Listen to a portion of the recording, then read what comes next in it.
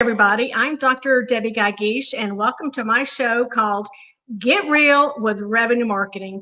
And again, you've heard me say this before. This is a pause in our busy week because as marketers, we always are running around with our hair on fire, and we never take the chance just to slow down, relax, and open our mind up to some brand new, fresh ideas for some pretty incredible people. And so this week, I'm so pleased to have with me Noreen Allen, who is the CMO at Bandwidth. Welcome, Noreen. Thank you, Debbie. Thank you so much for having me. I'm so excited to be here with you today. It's such a pleasure.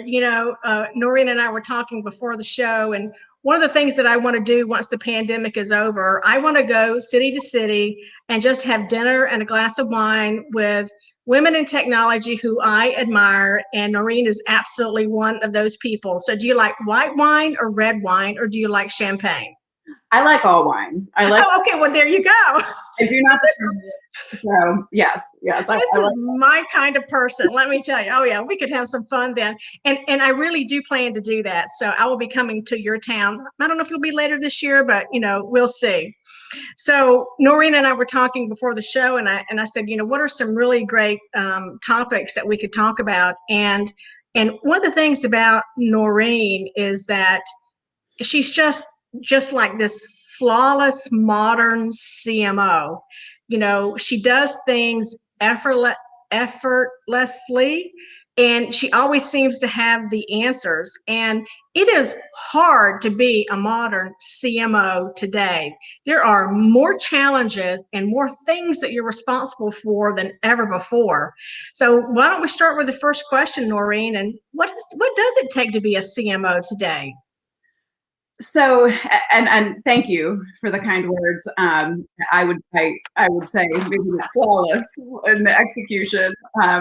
I think for today's CMOs, it's really just all about learning. And I really view my role as, I've been at this now for many years, 20 plus years at this point. I feel like I'm learning as much right now as I did when I got my start, 20 some years ago. And I think for CMOs to be successful today, I think you have to have that curiosity. You have to have that passion for learning, because marketing has changed so much, particularly in the B2B space. It's changed so much over the past several years and even in the past couple of years. It's so much. And I think in order for a CMO to be successful, you have to be willing to continually adapt your approach, learn from others around you. And that's one of the things that for me has really been key to just helping me to progress in my career, helping me to be successful in the roles that I've been in, and really just keeping me motivated and keeping me inspired. Going and listening to sessions like this one, reading, learning from friends in the industry and others in the industry. When I listen to podcasts all the time and listen to books, and when I'm listening to them and just learning from other people, it gets me so fired up about what's possible. And I find it's just a great source of inspiration. And so I think one of the most important things for a CMO today is to always be on that journey of learning and being willing to adapt your approach and learn and not rely on any playbook that maybe worked for you a few years ago. Yep. It's not going to work anymore. Yep, I couldn't agree more. And it is constant learning. I mean, but at the same time, it's so interesting, Noreen. There are things in the market that marketers still aren't doing. So I was at a conference right before the pandemic, hit, and we were all standing around, a bunch of us, and we were talking about the customer journey and how marketers still aren't doing that. They're still, I could take a deck from 7 years ago and it would be like the same thing. But I do think that those are the marketers that are getting further and further behind, right? Yeah. And if you take a look at the CMOs like yourself who are progressive, who are curious, who are constantly learning, and also instilling all that across their marketing teams. Those are you're working in a competitive company, and you're really bringing that competitive edge to your organization.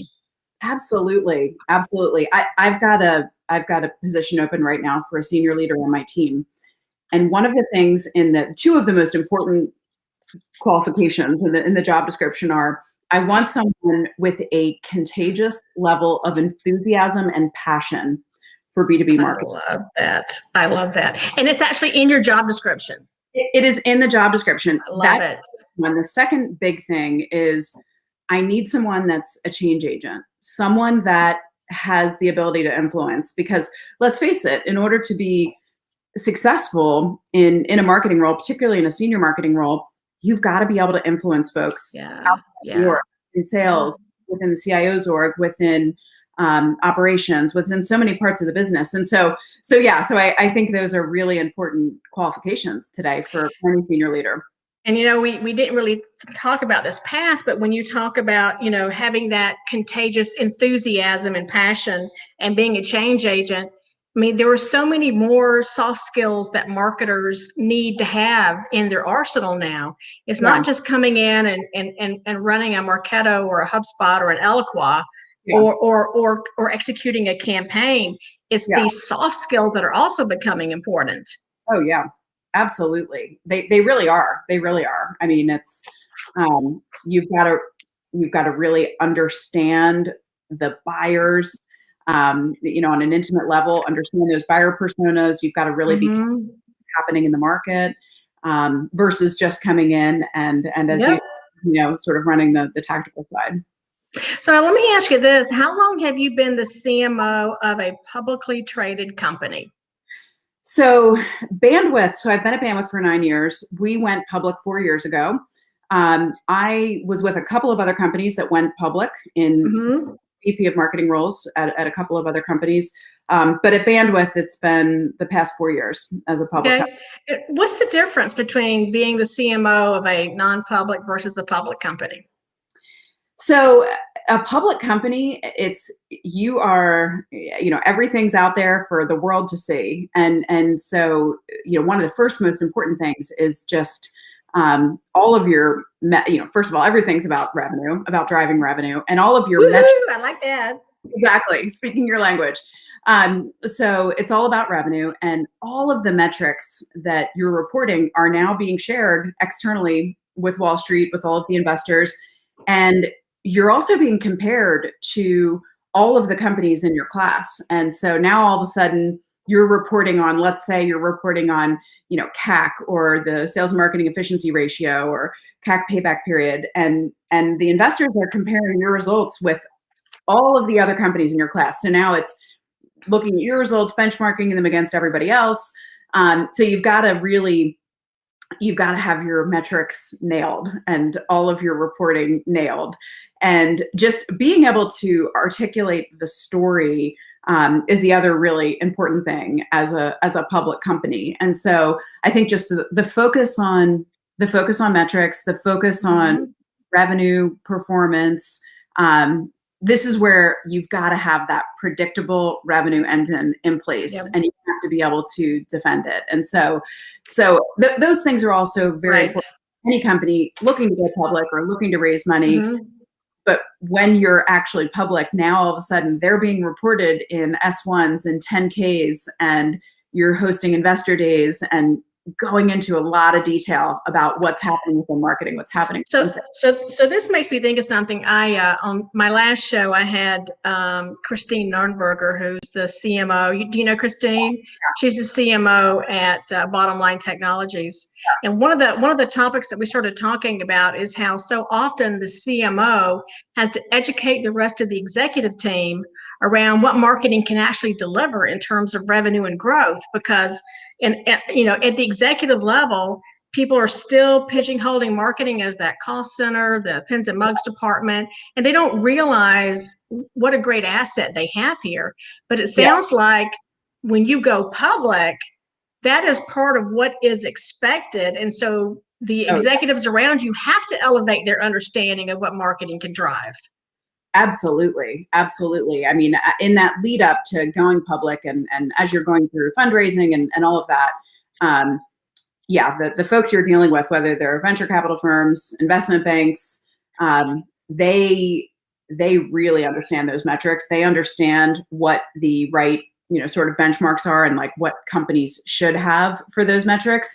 And not only do you have to have that dialed in and be able to speak to it as CMO, but now your CFO is out presenting on the thing. So when the CFO is out there talking about revenue growth and EBITDA and Dubner and all of these things, they're also talking about the marketing metrics. So it's just, I mean, investors want to grow. They want to invest in, they want to see that they're putting money into that engine and they want to see what it's capable of delivering. And so it's been really cool to see actually with the investor community, just how much emphasis there is on marketing. Love that.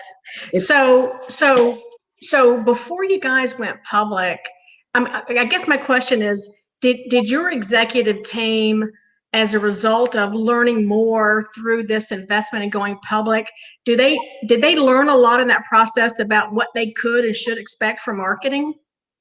Absolutely. Yeah. Okay. Yeah. I think that we were focused on those metrics in advance of that and looking at, okay, if we invest in marketing, what is that going to deliver? But now just across the board with the executive team and really with the company, like we share metrics with the whole company now. And so there's a lot more emphasis on that. Yeah, I've often said that today's CEO who is not using marketing for a revenue and growth machine, they need to be fired because they have a fiduciary responsibility to their shareholders to optimize value that is being created. And part of that is taking a look at all the assets that you have and making sure you're pulling all the right levers and everything is optimized. And, the days of executives thinking that, again, marketing is just that cost center. They're gone. They're dead. It's just a whole new day. But I will tell you, Noreen, we still see big struggles there. And I think it's come a long way, but I still see a struggle. So now you were one of those very wonderful and gracious people who actually reviewed my book for me before it went out. It's on pre-sale right now on Amazon. It's called From Backroom to Boardroom, Earn Your Seat with Strategic Marketing Operations. And Noreen gave me a review on the book, and also there is a companion workbook that comes along with that, which is geared toward just helping any marketing ops organization just say, here's where I am, here's where I want to go, and here's some steps to get there, just pretty straightforward. But in your long career as a CMO, I'm sure you've seen marketing ops change radically. And what difference has having a marketing ops organization had for you in creating results and growth for the company? Yeah. So, well, first, congratulations on your book. Thank you. It's definitely a must read, and I think it's just such a good blueprint for marketing orgs of just how to set things up, and will really help a lot of organizations to just accelerate in their journey. So I think it's fantastic. Thank you. And so, it's interesting. I can remember talking to you several years ago about marketing operations and the rise of marketing operations. And at the time, there were not many other companies that I knew of that actually had folks in that role. And we had an analyst, but a lot of the functions were split across an organization. And that's kind of how we were for a while too. I always had someone as an analyst working alongside of me, really like going back 20 years. I can remember having a really strong person that did all of the reporting and built out the operating plan and just ran all of that for us. It was probably 2015-ish, I want to say, when we actually built out our first true marketing ops org, where we centralized a lot of those functions. So we had not only the reporting and analytics, so we were building the marketing operating plan, doing reporting. We also had the full tech stack, managing all the vendors, the database, data governance. We usually had automation in that same group, but having that team that is just so close to the data and so focused on, I mean, my teams have always been measured on revenue. Our goal, I always say to the team, the goal is very simple: drive revenue. That is the goal. And everything we have that below that, the other main goals are around pipeline and penetrating large accounts, and it's all ultimately tied to revenue, though. Mm-hmm. Having that marketing ops team that owns the numbers and actually says, okay, if this is the revenue target we want to get to for new logo, this is the revenue target we want to get to for existing customers, because we spend just as much time on existing customers as we do new logo.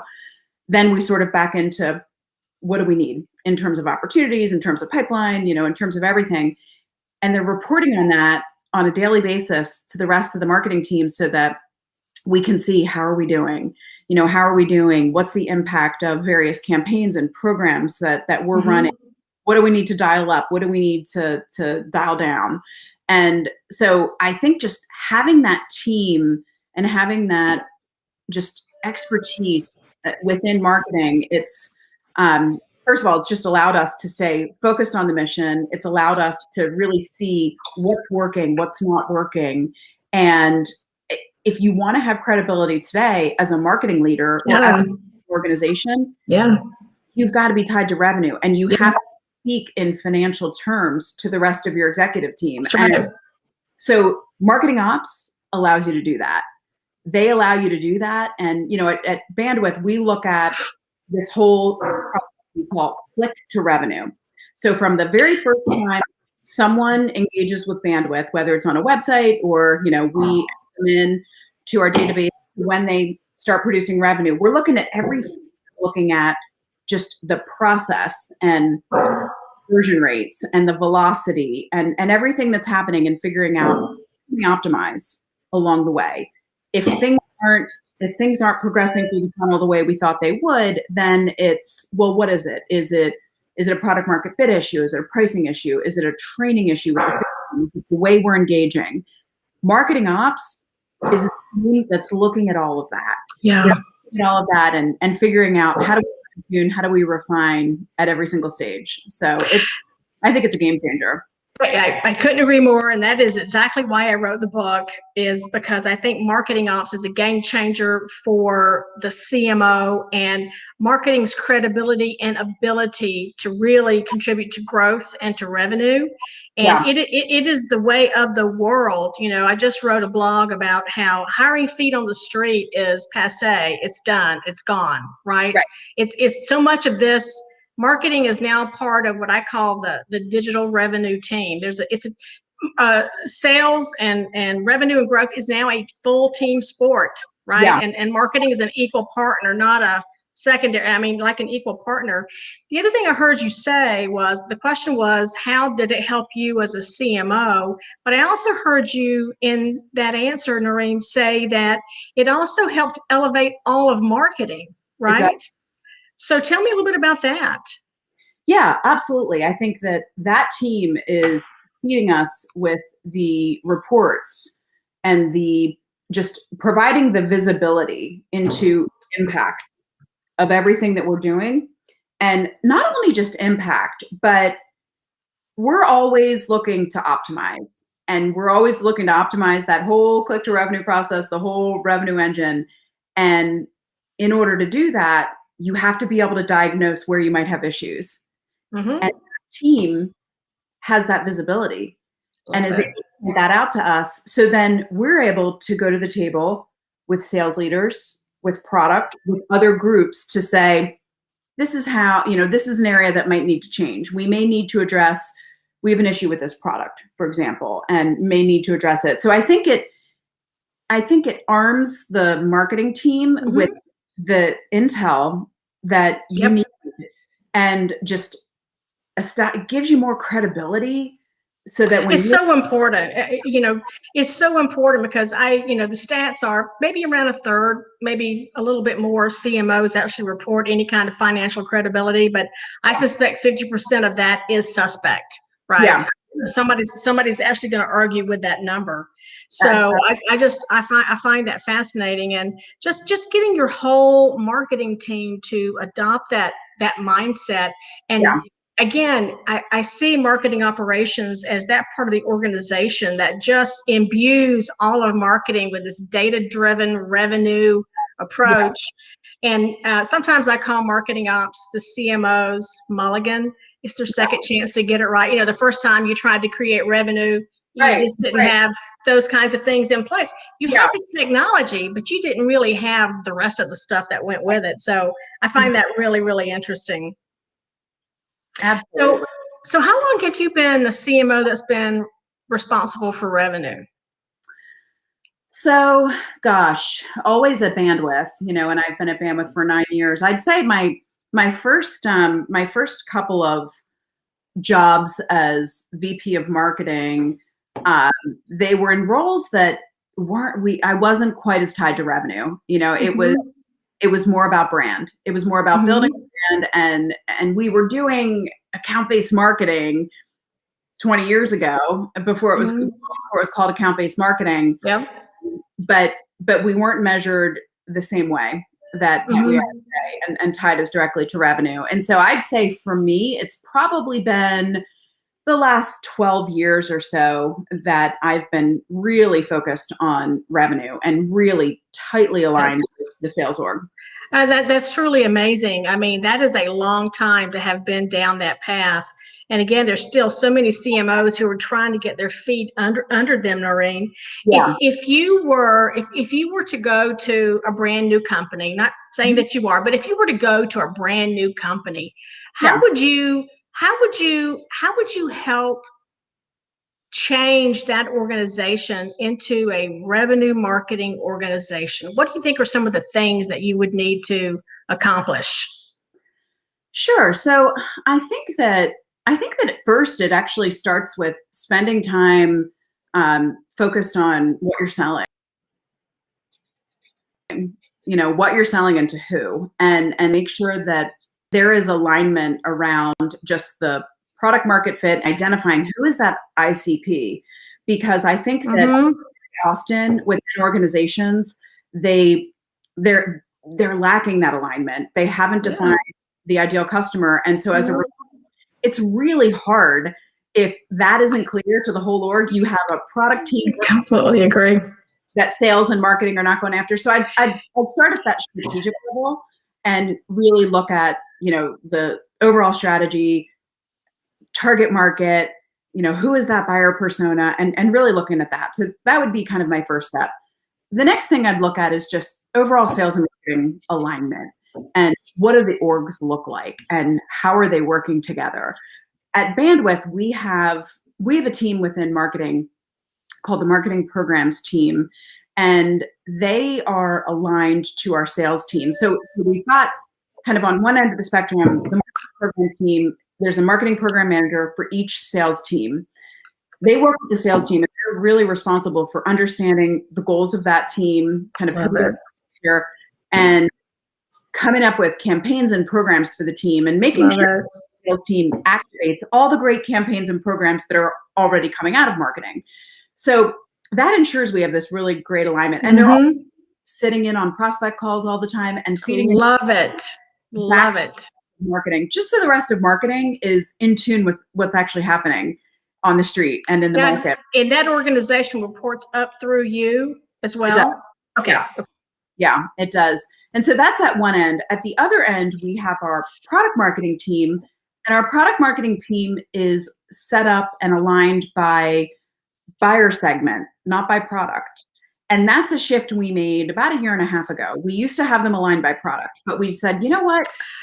This doesn't to be aligned by the buyer segment. And so we made that shift. That's smart.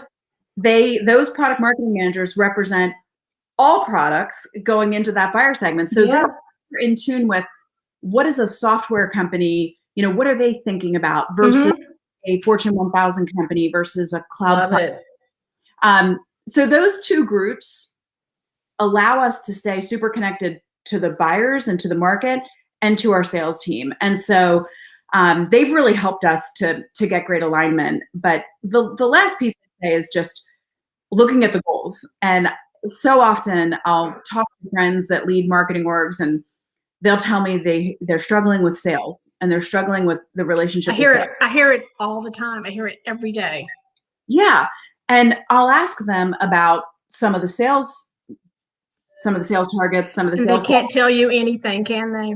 No, and I said, that's like a bless your heart moment for them, isn't it?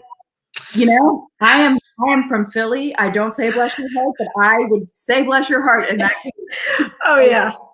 Because that is absolutely bless your heart. It's how can you possibly have any credibility with your sales leaders if you're not in tune with their numbers? You should know their numbers backwards and forwards. And by the way, you should be measured by the same. Exactly. I tell them, I said, look, you should be in a bar on Friday night, 2 martinis in, and know exactly where everybody is on quota. That's that's the kind of integration that you need. And marketers just for too long, they just keep their head in the sand when it comes to anything related to sales. Yeah. And so that's why I was so tickled to hear, with your marketing program managers, that they go on, they listen to sales calls, and and one of the statistics that I created for a company I was working with 2 years ago is time in front of customer, right? Mm-hmm. And time in front of prospect. And if you have no time in front of the customer, you have no time in front of prospects, you just cannot be an effective marketer. You just can't.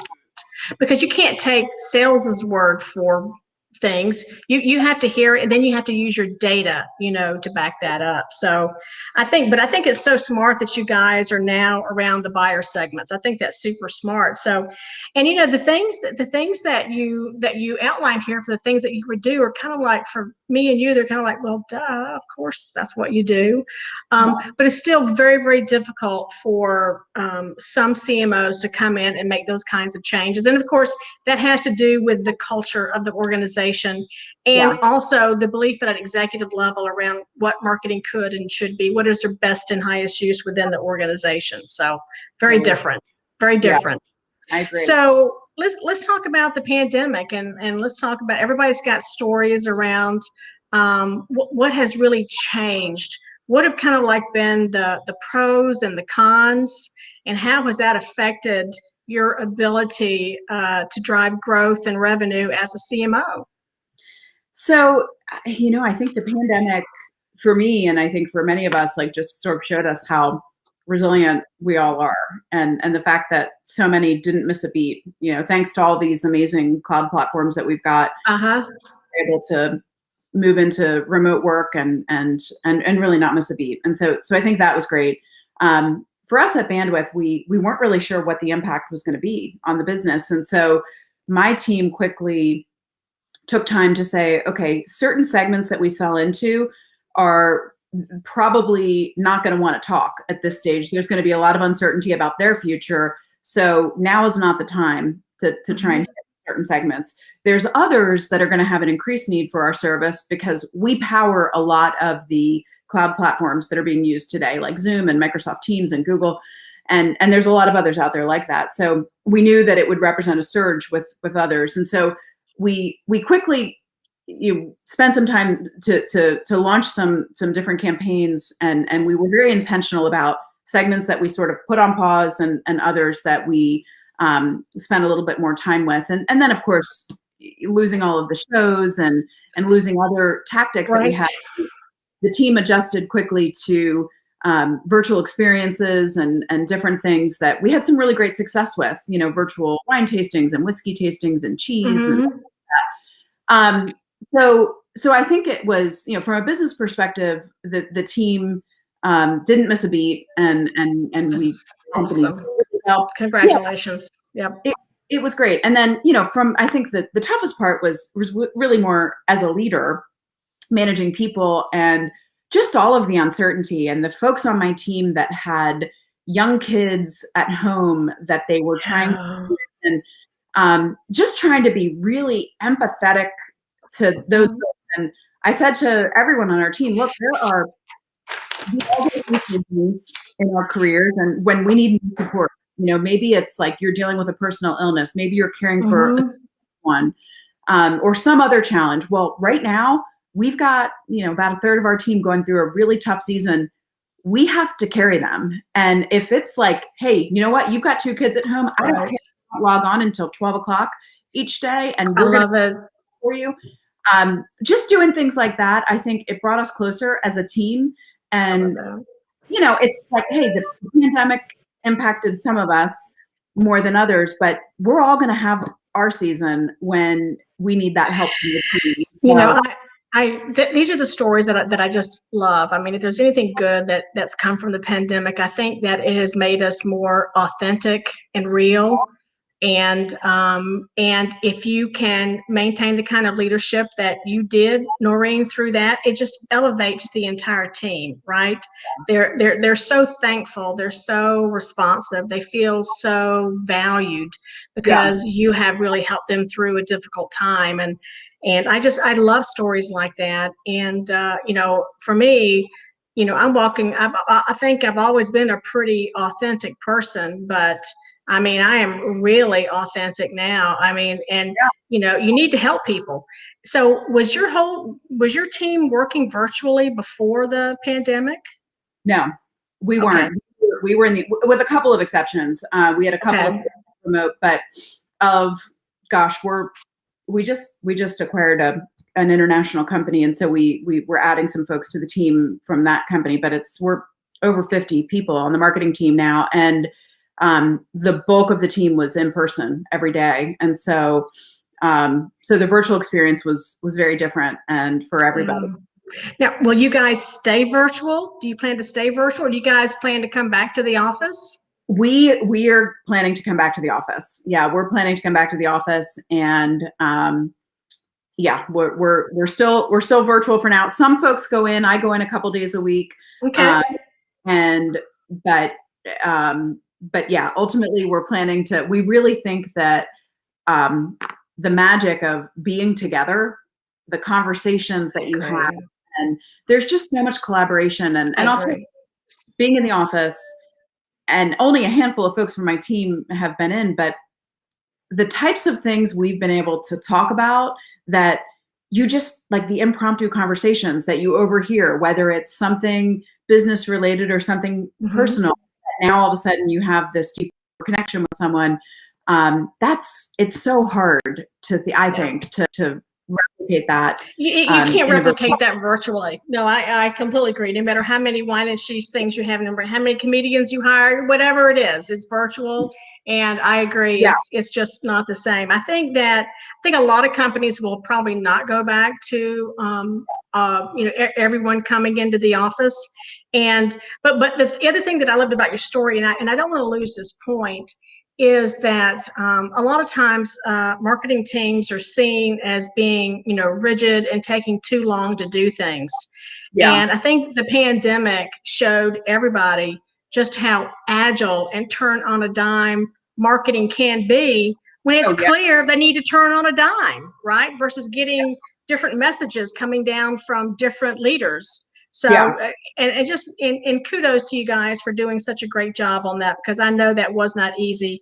And also your comments about being a leader through that, because I'm sure there were lots of things that you were worried about, but the thing that you couldn't really talk about was, you know, everything's bad, right? You had to keep a good, you had to be true, you had to be honest, you had to communicate a lot, you had to be real, but you just had to keep that positive attitude going.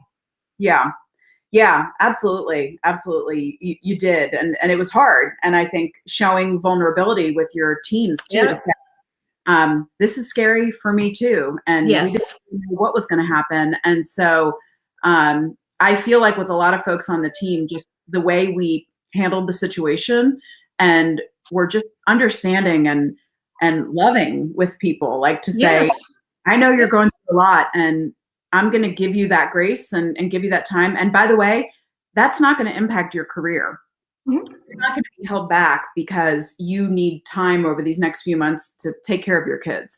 And so that was, I feel like we grew a lot, and I completely agree. I also think, and tell me what your thoughts are on this. I think as a result of the pandemic, I think, I don't know how to quite put this, but I just feel like women have become more empowered, and the way women work naturally has now become more recognized as, you don't have to be the tough SOB that comes in and, and you can really have a softer, gentler, more understanding, humanistic approach in working with people, and you'll get a better result.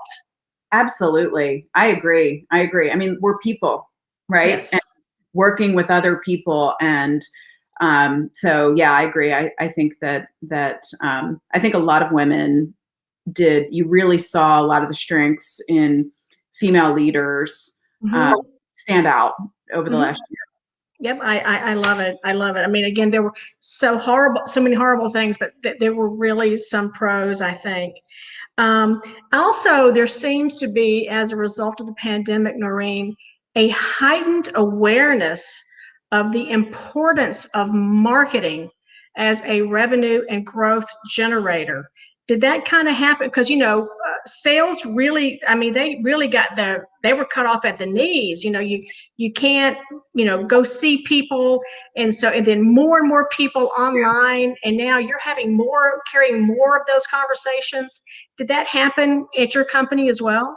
It did. It definitely did. Yeah, because now all of a sudden, no in-person events, no visiting customers. It became increasingly difficult to even get prospects on the phone because they were in the office. And so, so the way that marketing was leading in identifying and engaging those prospects, and then arming the team with the right materials and campaigns so we didn't miss a beat, was really, really important. It really was. And I love that. I love that. So last question, and I could talk to you for like the next hour, but, and again, you and I are going to have a serious dinner and drinks later this year. But what do you wish you knew 10 years ago that you know today? Wow. So, gosh, a lot. And if you asked me what I wish I had known 20 years ago, it would be an even bigger. Oh yeah, we can't go back 20. Let's just keep it at 10, Noreen. Just keep it at 10.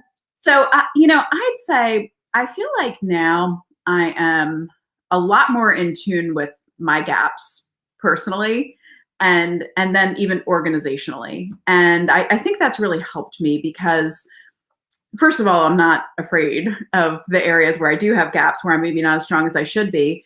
And I'm on this journey of constant learning and development, and trying to figure out, okay, if we're moving in this direction and it's new territory for me, who do I know that I can rely on? And reaching out to folks to say, hey, can I pick your brain over a glass of wine or a cup of coffee, or just on the phone, or reading a book, or listening to podcasts like this. For my team, it's figuring out where we need to supplement with, key hires in certain areas, or maybe an partner. I think earlier on, I was maybe tried to, I'd get a lot of responsibility and sometimes be in over my head and try to sort of fake it till I made it, and was always out there scrambling to try to learn things. Yeah, of course.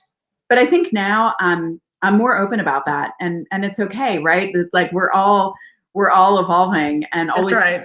And I think being up about that, and with folks on my team too, I'll say to someone, hey, you're here at this manager level. I want to get you to a director in this time period, and these are the exact things that I want to work with you on to develop. And so yeah, just sort of across the board with me, with my team, with my org overall. I've just become more in tune with that. And I love that. And I'll tell you a story. So I was very much I'm a milder and gentler version of myself today. Let's just put it that way, right? And so I think I was probably 34 years old in business before I realized that I could walk into a meeting and I did not have to have all the answers. I swear to you, I was working in technology. I just thought I had to know everything, right? And I was afraid to show people that I didn't know things, right? And once I realized that, it was just like it set me free. Right? It just set me free. Nobody can know everything, right? And even with the consultants here, I always tell them, I said, you can ask questions and get answers that you didn't even remotely expect. That's the whole idea behind a good question. And you don't look stupid. You look curious and intelligent in doing that, right? So I love that as a life lesson, that just don't be afraid of what you don't know. just go learn it, go get it, and let people know that, right? There's nothing wrong with that. Absolutely. I suffered from the same thing where I felt like I had to have all the answers. And it's like, I let it all hang out. Like if I've got a question. I do too. But it's great. I think it sets a great tone for your team and for others around you to say, it's okay. It's okay to ask the question and to not have all the answers and just take that pressure off. And I think that's so important and something that really comes with experience. Okay. So I heard you say you're from Philly, right? Yes. Okay. But you live in North Carolina now. I do. So I will just leave you with this one quote from my mother that I've heard her say a million times when it comes to doing your best. She says, do your best and let the rough ends drag. Oh, well, Noreen, you have just been a delight today. Thank you so much for being on the show. And thank you for being so open and transparent and just sharing with everybody. So thank you very much. Oh, thank you for having me. It was such a pleasure. And again, congrats on your book. And thanks for all the work you're doing to advance just strategic marketing, revenue marketing, marketing operations. It's so important and so needed. So thank you. Thank you. Thank you so much. Well, that's the end of our show. That's all we have today for Get Real with Revenue Marketing. And as I leave you, remember, it is a great day to be a revenue marketer. We'll see everybody next time. Bye-bye.